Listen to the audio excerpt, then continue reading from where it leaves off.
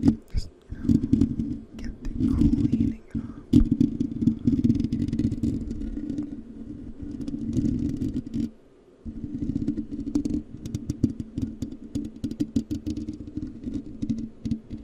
My goodness, I cannot believe I let my microphone get so darn disgusting.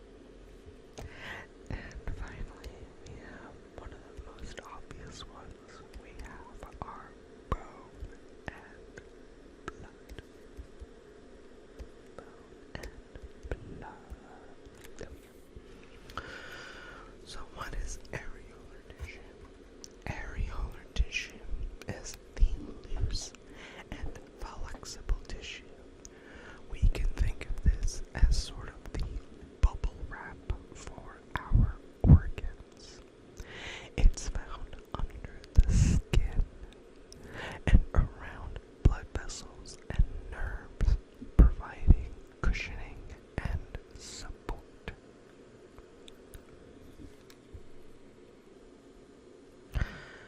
Now let's talk about adipose tissue. And as I mentioned before, our adipocytes are our fat cells. Adipose tissue stores energy, provides insulation, and cushions our organs. It is more than just a place to store our extra calories, those extra sandwiches or sweet buns and whatever else that we all like to consume as part of a sort of guilty pleasure. Adipose tissue is essential for our survival. Reticular tissue can be thought of as the scaffolding that supports, for example, our lymph nodes, our spleen, and our bone marrow. It forms a delicate network for these pretty delicate tissues to keep everything in place.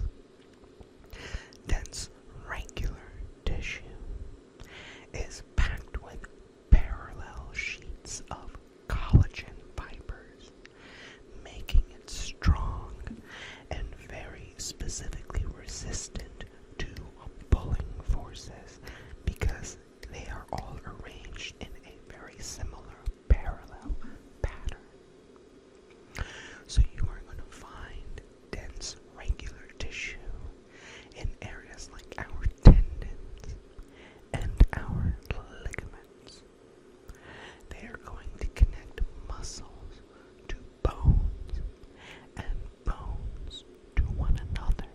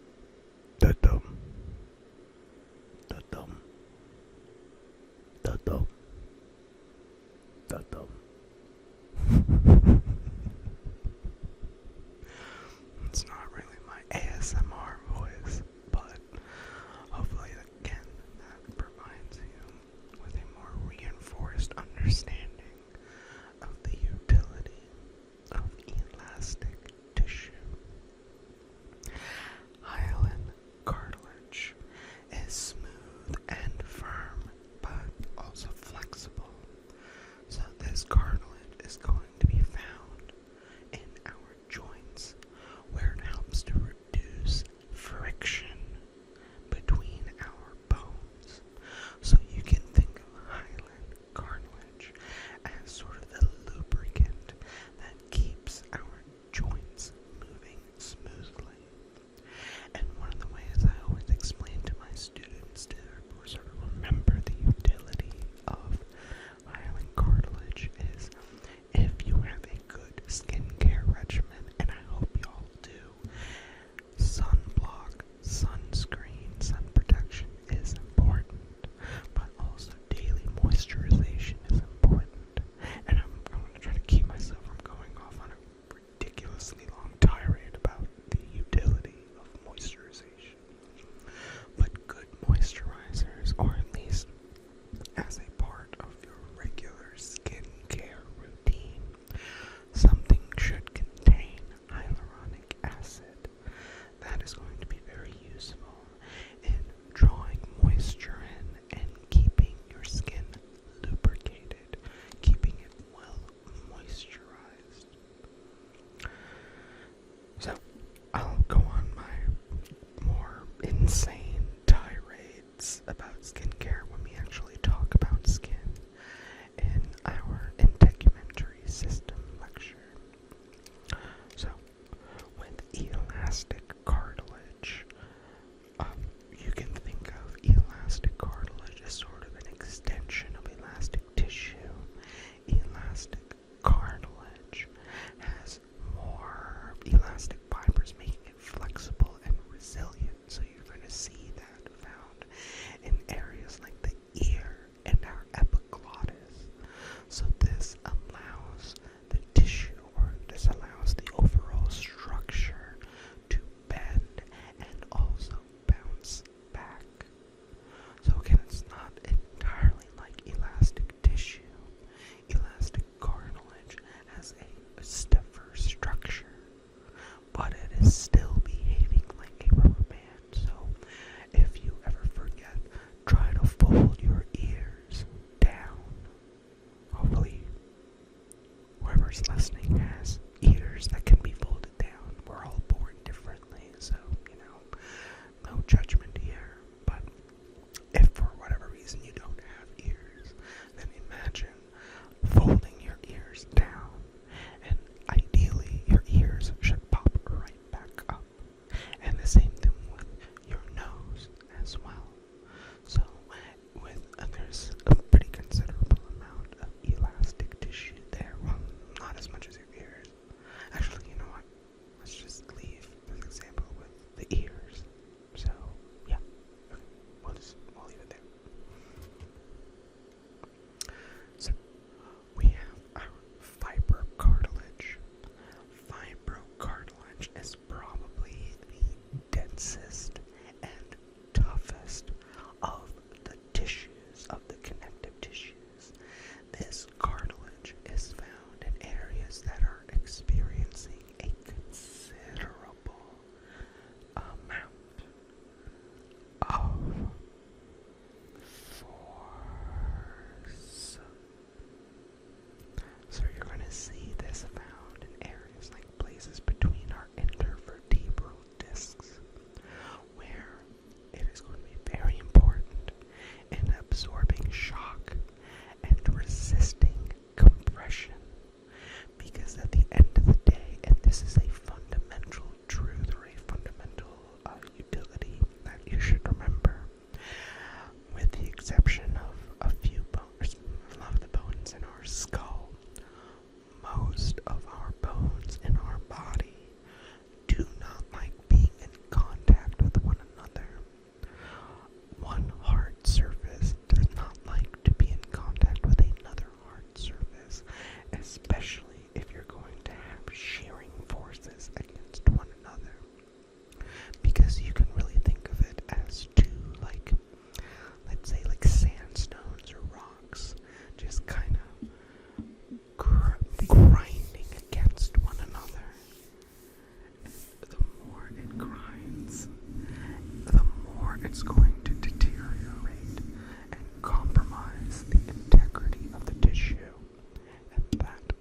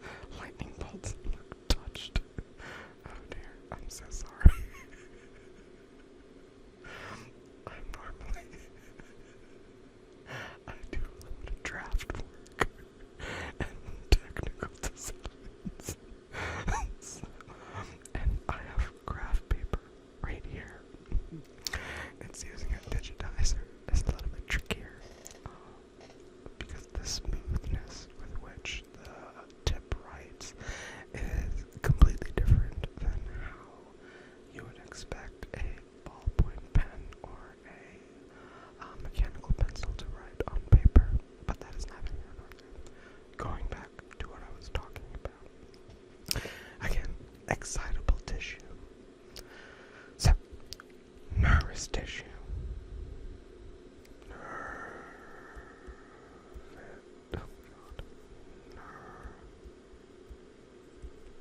Nervous tissue is composed of neurons. That is the fundamental component of the nervous tissue.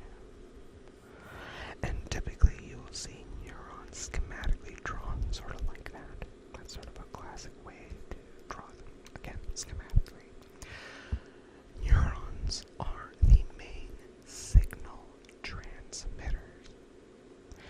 And in addition to neurons, you also have what are known as neuroglia. Neuroglia are, you can think of as sort of the support system for the neurons. They pick up where the neurons leave off. They clean things up as necessary. They have a bunch of roles. But we will talk about that more when we talk about the nervous system and nervous tissue properly.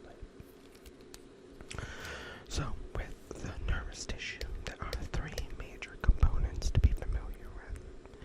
You have the cell body, you have the dendrites, and you have the axon. So, if we're looking at it sort of schematically, the cell body is going to be the control center of the neuron, and that is where all the magic is happening. You can think of it as the nucleus of the cell. It is where decisions are being made. Dendrites are branches that you will typically see coming off of the cell body, and they are going to be receiving signals that the cell body is going to process. And the axon is ultimately the tail end portion of things. It is truly the tail portion that is going to transmit signals from one area to another. So for our purposes right now, we can just say that it is helping to transmit information from point A to point B.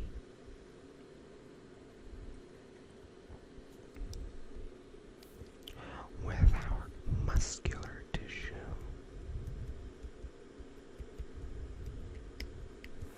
muscular tissue is going to come in three major flavors, and really just for most purposes, or most, if not all purposes, you can always view it as three types overall as you advance in your careers, especially if you continue on a path of some sort of clinical physiology or clinical health sciences or biomedical sciences. You will learn the subtypes and the specific types associated under each of these categories. But when it comes to muscular tissue, the three major types are skeletal muscle. We have cardiac muscle, and we also have smooth muscle. So, two of them should hopefully be pretty straightforward. Skeletal muscle is under voluntary control.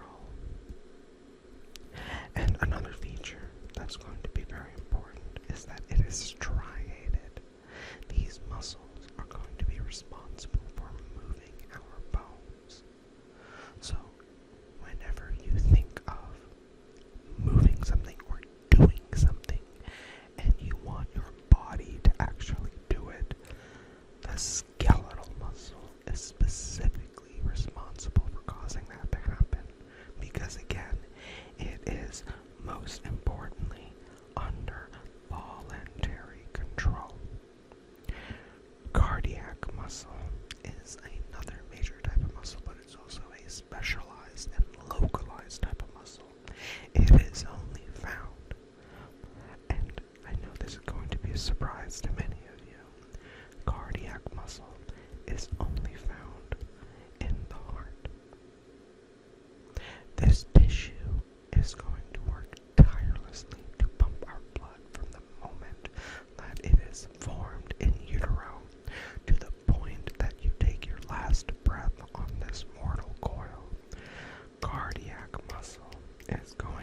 responsible for making sure that blood goes from point A to point B.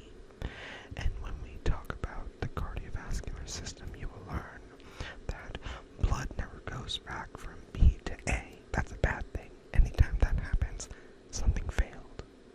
You will learn that blood flow in our body follows a unidirectional track. In any case,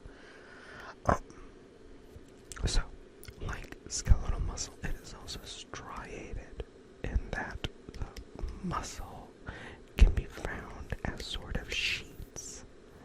So you'll see it as sheets. But unlike skeletal muscle, this is involuntary tissue. And by involuntary, I mean that you have absolutely no direct control over your cardiac muscle. Anybody you ever talk to that ever tells you that, oh, I can control my heart rate, I can control my blood pressure, blah, blah, blah, they are complete and utter delusional morons. We, as a species, as humans, are not able to, again, directly control our cardiac tissue. We can influence it, and many of us are better at influencing it than others. For example, Buddhist monks and people who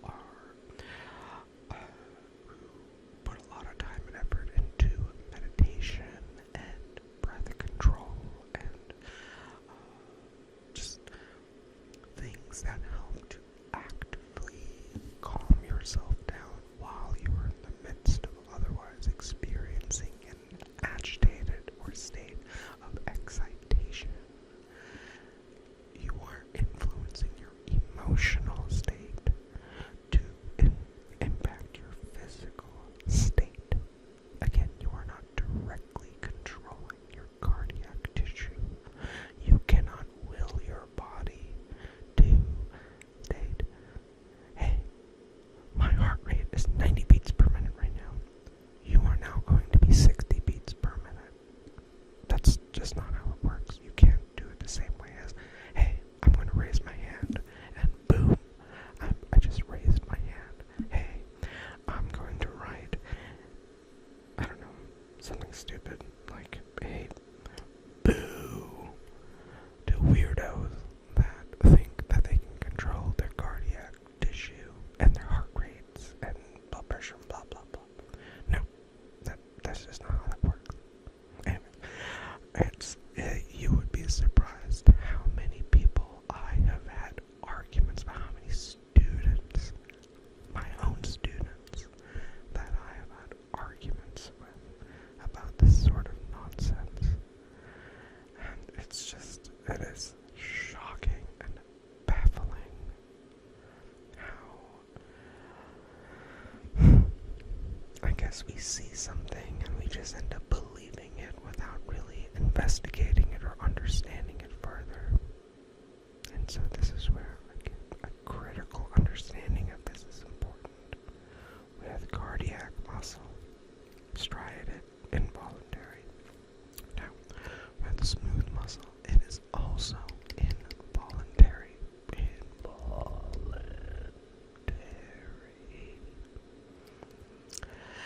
This muscle is going to be found in sort of the walls of our organs.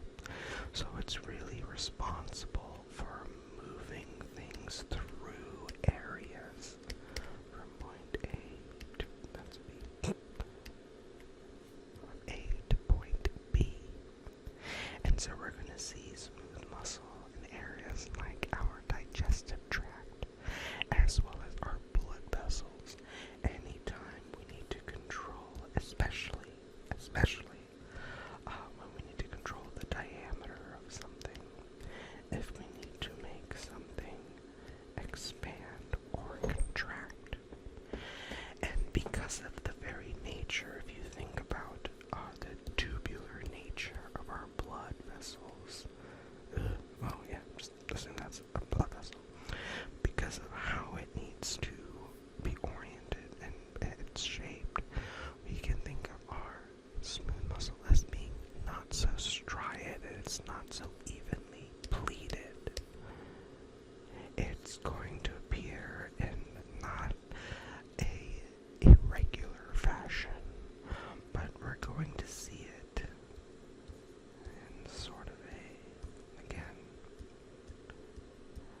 so it's not the clean lines that we see with cardiac and skeletal muscle. And like I said, smooth muscle is also under involuntary control. We are not able to tell ourselves, hey, I want my saphenous vein to relax or contract. I want my aorta to relax and contract, or I should say relax or contract. We have no conscientious control over our smooth muscle. So the last two topics I want to talk about are our body's membranes, as well as some things dealing with tissue changes, if you will. So when it comes to our body's membranes, our body's membranes are formed by a varying connection or relationship between epithelial tissue and our connective tissue. And based off of where these membranes are, they are going to serve different functions. So the four main ones I want to talk about are mucous membranes, our serous membranes, our cutaneous membranes, as well as our synovial membranes. So mucous membranes are going to be the linings that open to the outside world. So you can think of them as being present, or you know them as being present. And the respiratory,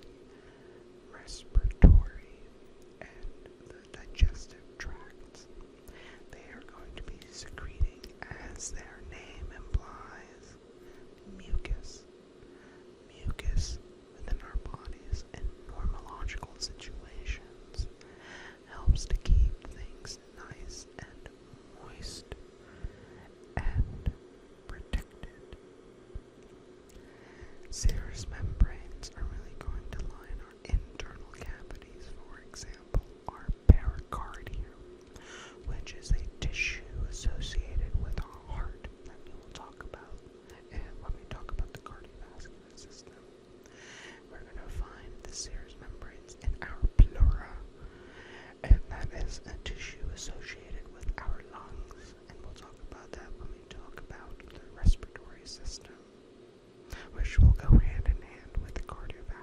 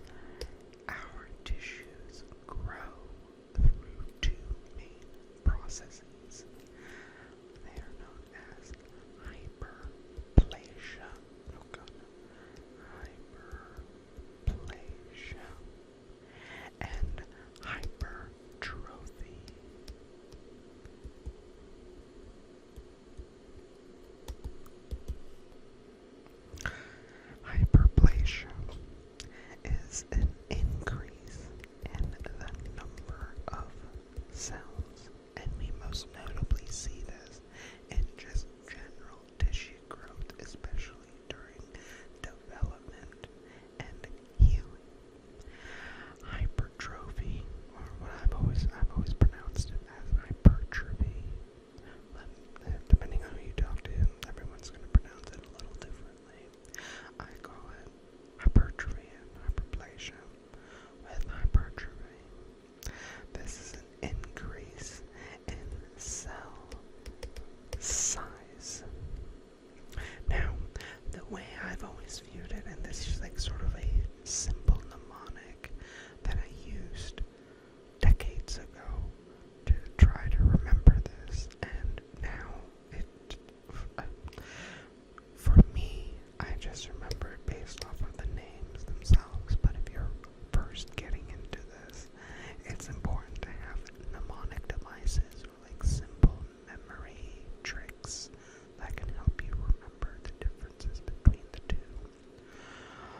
The way I first taught myself to remember this, I always thought of trophies as coming in different sizes.